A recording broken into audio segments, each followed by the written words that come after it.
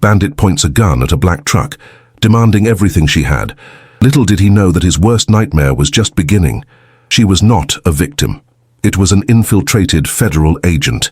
The courtyard of the roadside post was a well of darkness and loneliness. It passed the midnight.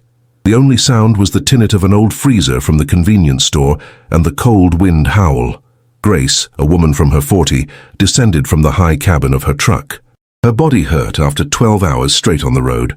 All she wanted was a strong coffee to endure the last stretch of the trip. She was the only person there. Or so I thought. This scene is the beginning of a story of unbelievable turnaround. Stories like this remind us that appearances are deceiving and that true strength is often hidden. If you support people who don't let themselves down, already like this video and subscribe to the channel so as not to lose the outcome. Comment the name of your city and the word "justice." We want to know how far this story will go. When Grace knocked the truck door, a man emerged from the shadows between two parked trailers. He was thin, wore shabby clothes, and had an empty look that has seen too many things. He posted directly on her way, blocking the entrance to the light of the store. "Good night, lady. Long trip?" His voice was harsh, without any sympathy. Grace stopped. She didn't answer, just analyzed him from top to bottom. Years of experience taught her to read a situation in seconds. The lack of response irritated him. "I'm talking to you. I think it's good to pay attention to me." He stepped ahead, invading her personal space. "That's as follows. I want your wallet, your cell phone, and the keys to your truck, and I want now, without scandal." Grace remained motionless. Her tranquility got him angry. "Are you deaf?" he growled, and then the fatal movement happened. He stuck his hand under the jacket and pulled a black pistol. The metal shone in the yellowish and weak light of the pole. He pointed her straight to her face. "I won't ask again." The threat was explicit. Anyone would be panicked, but don't Grace. His eyes settled in the gun and then his face. The tiredness in his expression disappeared, replaced by a sharp coldness. She did not tremble. It did not implore. Her calm was abnormal, disconcerting. The man, Rick, felt a chill. "What's your problem?" He has heed, his voice now a little less confident. "Why are you not afraid?" Grace let out a slow breath, almost as if bored. The pipe of the gun pressed against his forehead did not seem to bother her. "Fear?" She repeated his question, the low and firm voice. "Because you made two serious mistakes. The first one was to think I was an easy target. The second, and much worse, was to choose just tonight to cross my way." The answer hit him as a punch. Rick was not prepared for that. Confusion and anger fought on his face. "Yours! Are you making fun of my face?" he shouted, his voice failing a little. He pushed the gun more strongly against her skin. "Do you think this is a joke?" For Grace, that was not a joke. It was work, a job she took very seriously. Her baptismal name was not Grace, and she was not a simple trucker. She was a federal agent infiltrated 6 long months in Operation Ghost Road. His mission was not to arrest chicken thieves like Rick. It was dismantling a violent gang of cargo theft and human trafficking that dominated the forgotten roads of the country. The image of a young woman's face, the last victim of the gang, shone in her mind. That face was why she was there in the cold and in the darkness. Rick was just a small piece on the board, a disposable pawn. But sometimes pawns are the fastest way to the king. That gas station was a well-known gang activity point, a black hole where the law didn't arrive and where drivers simply disappeared. It was a place governed by silence and brute force. Her unshakable calm was destroying Rick's confidence. He needed control. "I'm going to shoot. Answer right. I'll burst your brains right here," he shouted, more to convince himself than her. It was then that Grace moved. It was not a defense movement, but command. Slowly and deliberately she lifted her left hand, her palm open, and turned to him in the universal gesture of, "Stop." "Lower the gun," she said. His voice changed completely. It was no longer the voice of a tired driver. It was an order, cold, accurate, and loaded with a weight that made Rick hesitate. His finger hovered over the trigger. At that moment, the hunter felt for the first time that perhaps it was the prey. Rick's hesitation lasted only a second. It was the time that his injured pride took to overcome the growing fear.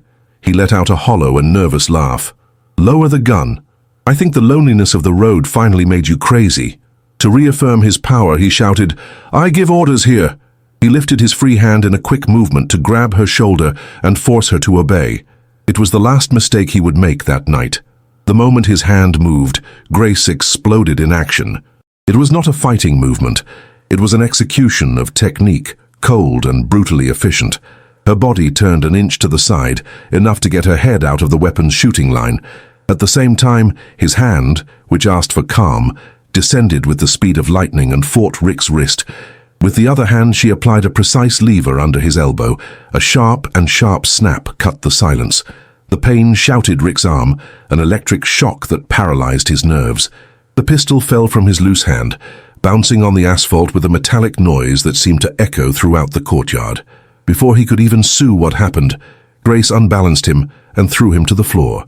He fell into the dirty concrete, the air being expelled from his lungs with a moan. In less than 3 seconds, the hunt had turned the hunter. Grace's heavy boot now pressed Rick's back of his back against the cold floor.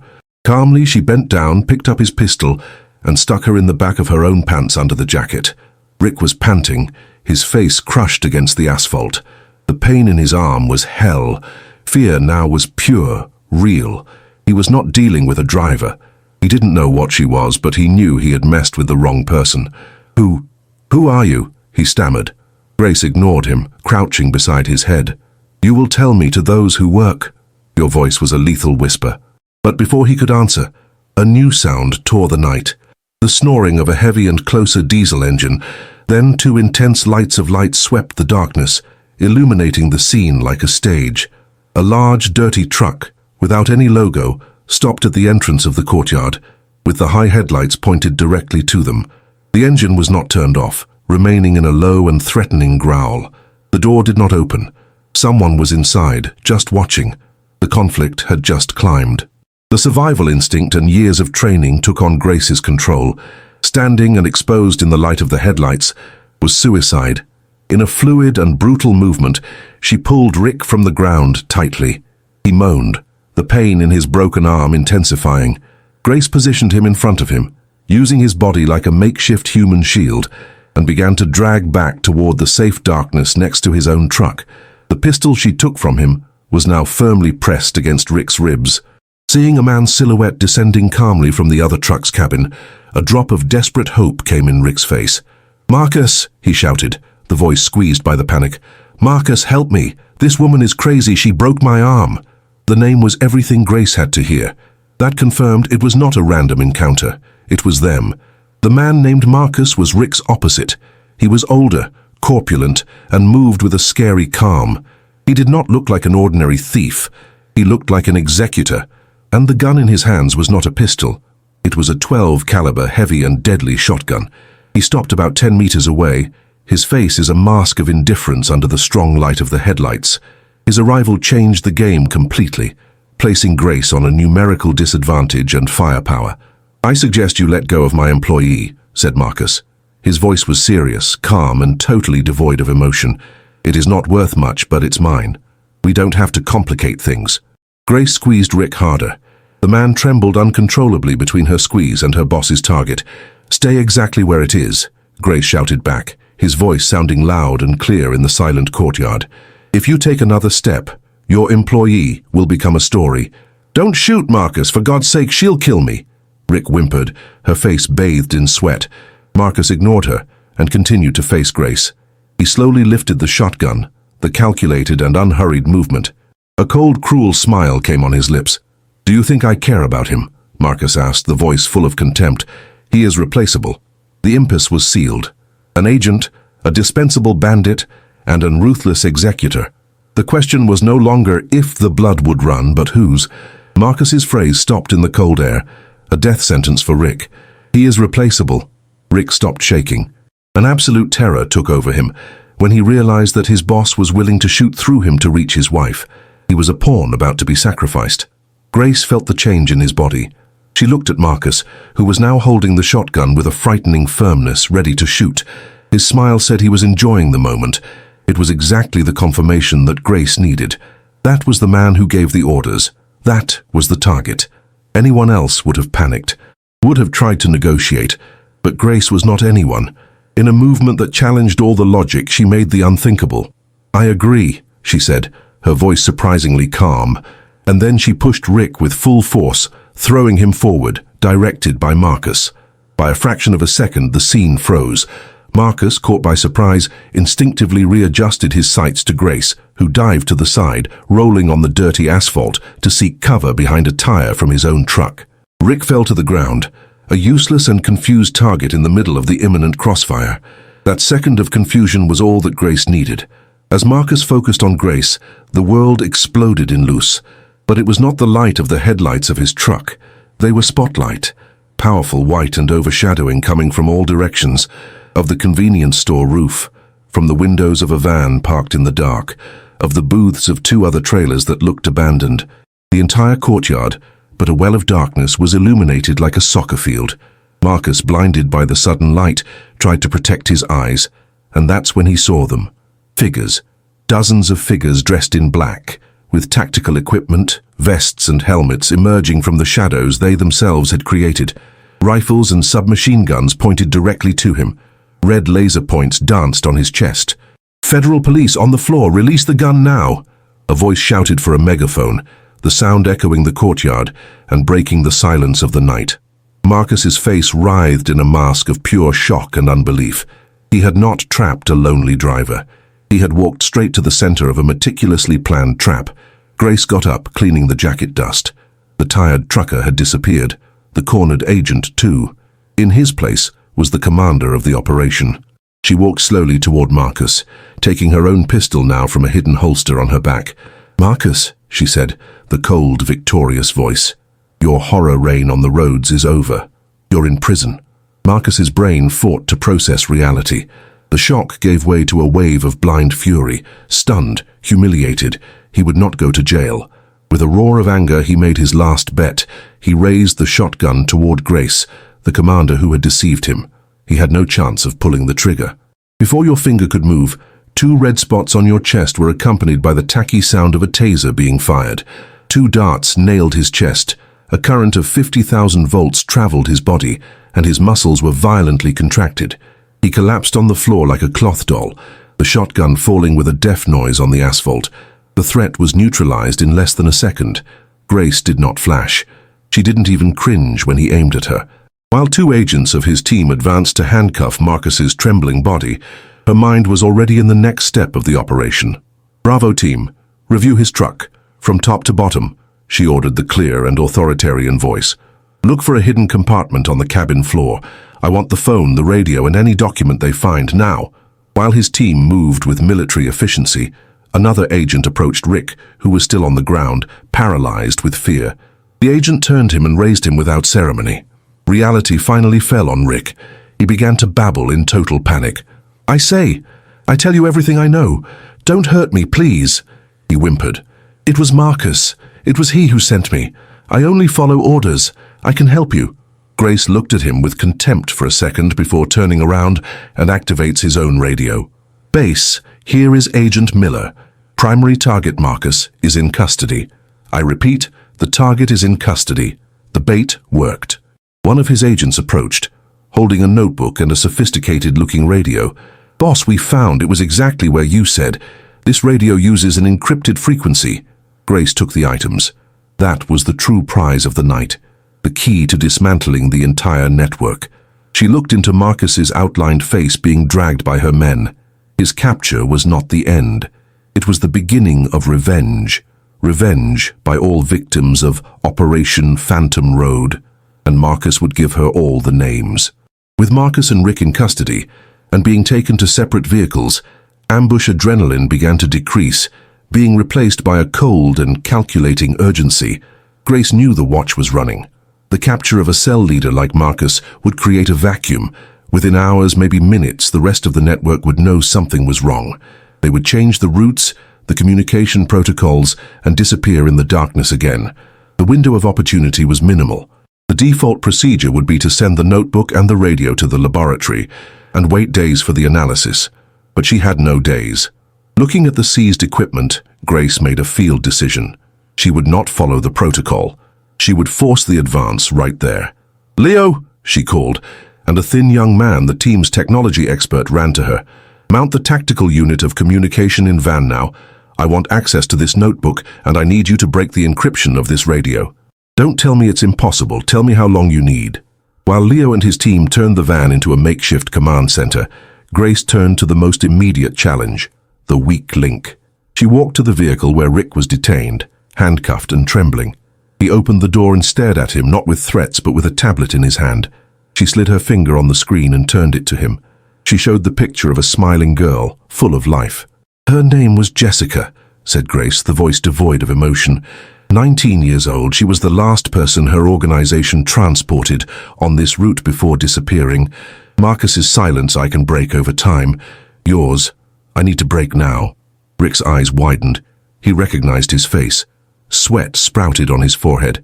"Talk to me, Rick," Grace continued, the voice becoming a sharp whisper. "Help me find what is left of her.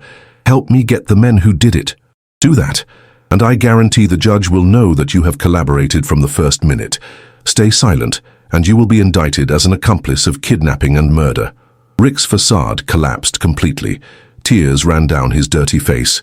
He was not a monster, just a coward who had been involved with them. He shook his head, defeated.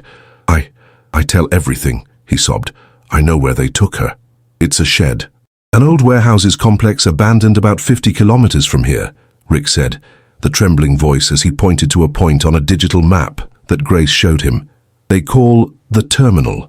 That's where they take everything." Rick's confession was the first piece of the puzzle. The second came moments later from inside the tactic van.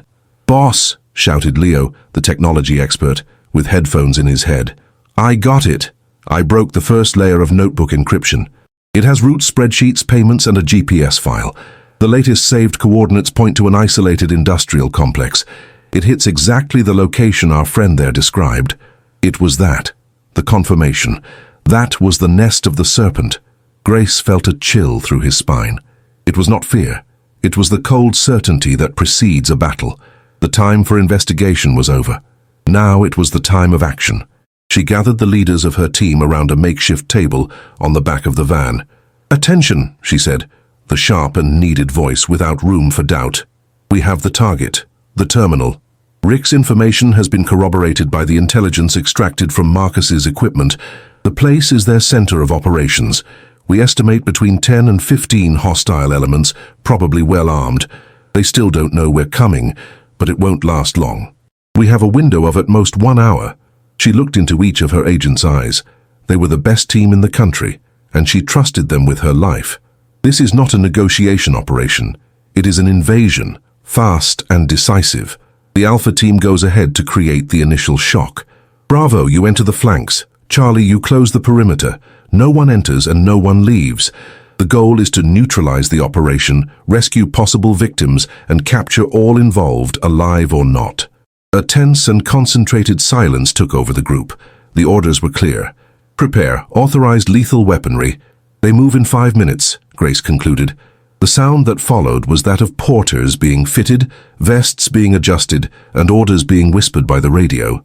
In less than 5 minutes, a breakdown of black and discreet vehicles accelerated outside the gas station, tearing the darkness from the road. They were no longer hunting ghosts. They were on their way to hell to end the demons. The climax was about to start. The vehicles stopped in the total darkness, a few hundred meters from the warehouses complex. The teams landed in silence, moving as shadows toward their goal. Grace, in the center of the assault group, felt his heart beating hard, a cold and constant beat. To her signal, the demolition team placed a load on the latest metal door of the largest shed.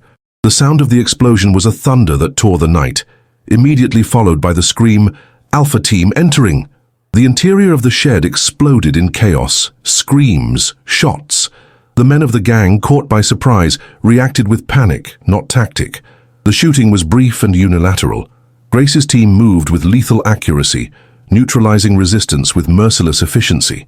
While the Bravo and Charlie teams cleaned the main shed, Grace and 2 of their best agents advanced deeper into the complex, towards an office in the mezzanine, from which came the sound of a paper-crushing machine.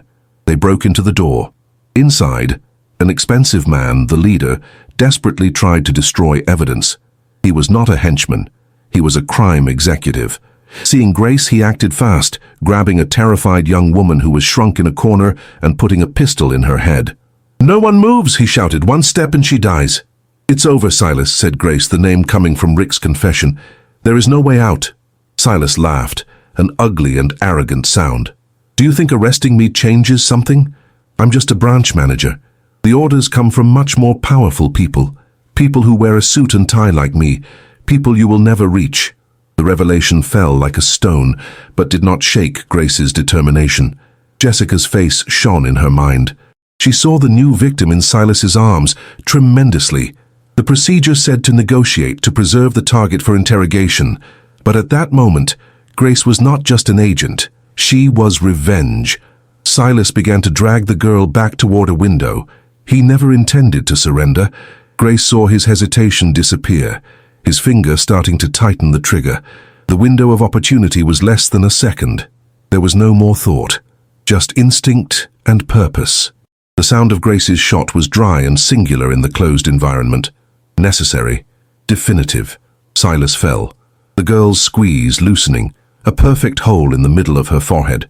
The silence that followed was absolute. The girl was saved. The monster was dead. Justice at that moment had been done with her own hands.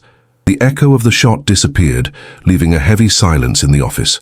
The two agents next to Grace looked at Silas's body, and then to her, the indecipherable faces.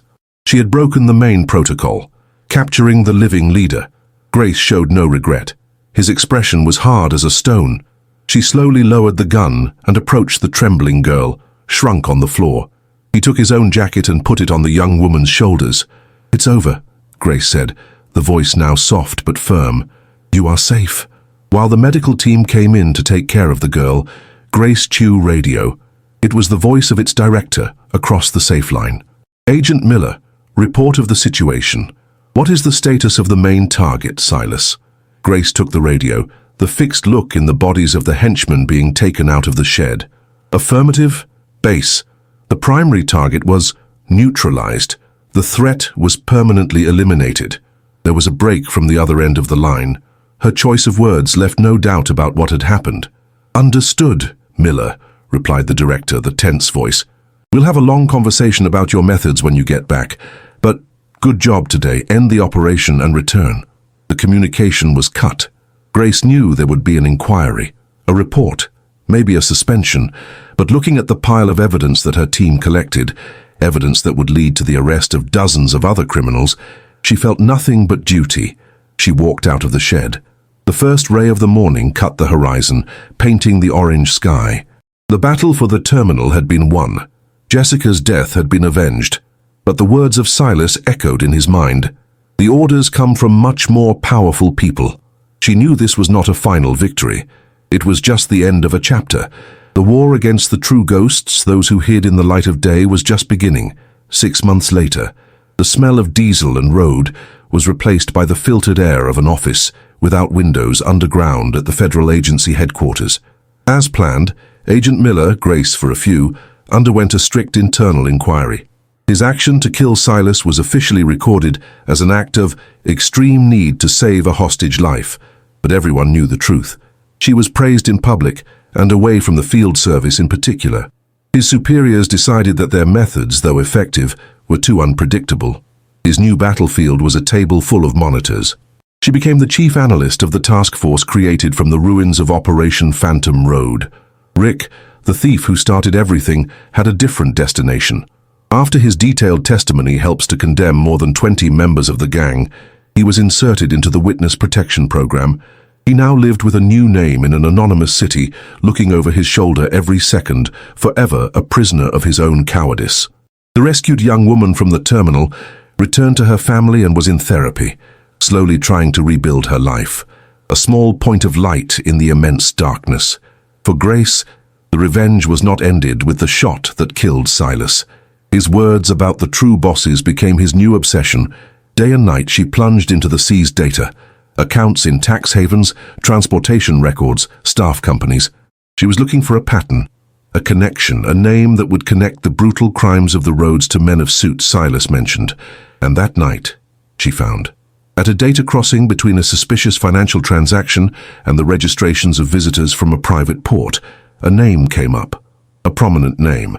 a respected industrialist with strong political connections, photographed alongside governors and senators, a man considered a pillar of society. Grace printed the man's photo and fixed her on the investigation board, next to Jessica's smiling photo. She walked away from the table and looked at the two faces, the victim and the supposed mastermind. A chill traveled the room. The hunt was not over. She had just changed level, and Grace, even confined to a table, would not stop. The war had become personal in a way that its superiors could never imagine. Grace's journey shows us that the search for justice is relentless and often forces us to overcome all limits. She has won a crucial battle, but the war against the powerful who hide in the shadows is far from over. Her story proves that a single, determined individual can make a difference. If you watched here and got involved with this story of courage and revenge, comment below, "I watched it until the end." Your comment helps our channel a lot to grow and bring more narratives like this. And I want to know your opinion. Do you think Grace did the right thing when performing the gang chief? Was justice by your own hands in this case? Leave your thinking in the comments. What do you think she will do with the name of that powerful politician in hand? Her hunt continues. Grace's story may have paused, but there are many other stories of amazing twists and bravery acts waiting for you. In order not to lose anything, click one of the videos that are now appearing on your screen and continue with us. Thank you for your company and for watching.